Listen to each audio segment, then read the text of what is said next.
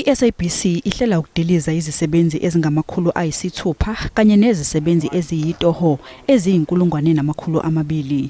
Lokhu kuzokwenzeka nakuba lenhlangano esakazela umphakathi yatakulwa ngemali engu-2 billion wamarandi nyakenye. Nohulumeni ecele ukuba izinkampani zingadilizi izisebenzi ngenxa yokubheduka kwe-COVID-19. I-SABC ithi ukuhlasela kwe-COVID-19 kungesinye sezizathu esenze ukuba idonse kanzima ngakwezimali nosekuphoqe ukuthi ithathe lesi sinyathelo. Iqembu lezombusazwe i-UDM lithi i-SABC kumele kube khona imali eyitholayo nayo kuhulumeni eyisibonelelo ngenxa yokulahlekelwa yinzuzo ngesikhathi se-COVID-19. We're of the view that once that support is given out to the SABC, it should give the management and the executive of SABC enough time over the next few months as we begin the process of relaxing the regulations and opening up the economy to turn around the institution. Iqembu i-Democratic Alliance lifuna ukuthi i-SABC ichaze kabanzi ngalolu daba ngaphambi kwekomiti lezokuxhumana ePhalamende.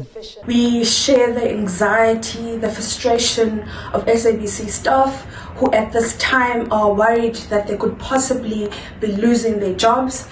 IPhalamende lithi lizoba nomhlangano ne-SABC ngalolu daba ngesonto elizayo. The meeting is planned for the 24th of June 2020 at 18 hours to 21 hours. This virtual meeting will also afford an opportunity to the committee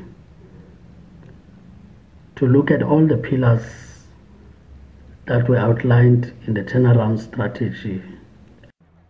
Izinyunyana zezisebenzi iBemawo kanye ne-CWU zithi i-SABC ayixhumananga nazo ngaphambi kokukhipha incwadi eyisaziso sokudilizwa kwezisebenzi. iBemawo ithi izolisa enkantolo lolu daba. Our remedy is to revert to the Labour Court on an urgent basis to stop this process if the SABC is claiming that they have consulted and that they are proceeding with the retrenchment. The letter that has been served on us today said that the SABC has not made a final decision in this respect, but most certainly SABC employees can be assured that we will not simply let the SABC make people lose their jobs. I-CWU ithi kuyishaqile ukuzwa ukuthi kukhona izisebenzi ezizodilizwa. Communication Workers Union, we have never engaged with SABC on retrenchment, so we have not had a formal discussion with SABC. I-SABC yenqabile ukuphawula kulolu daba kanti nongqongqoshe wezokuxhumana akatholakalanga ukuba aphawule.